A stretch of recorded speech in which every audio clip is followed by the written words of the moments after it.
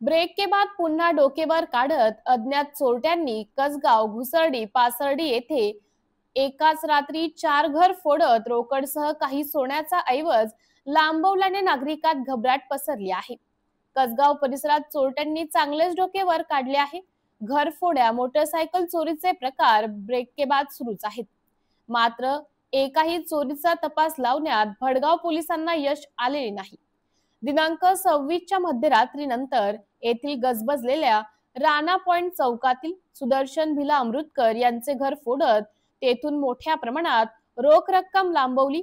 तेथून 3 किलोमीटर अंतरावरील पासर्डी येथील भारतनगर मधील अर्जुन विठ्ठल पाटील यांचे घर फोडत तेथून 20,000 रुपये रोख लांबवले.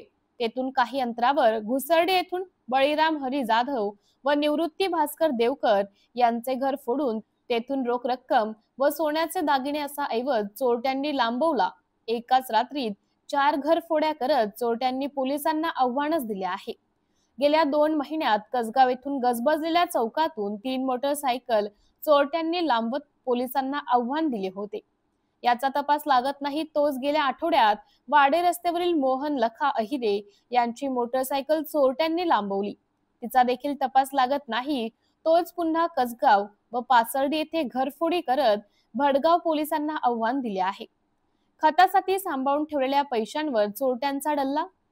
शेती मशागतसह खत मजुरीसाठी सुरक्षित सांभाळून ठेवलेल्या पैशांवर चोरट्यांनी डल्ला मारल्याने शेतकऱ्यांचे गणित कोलमडले आहे.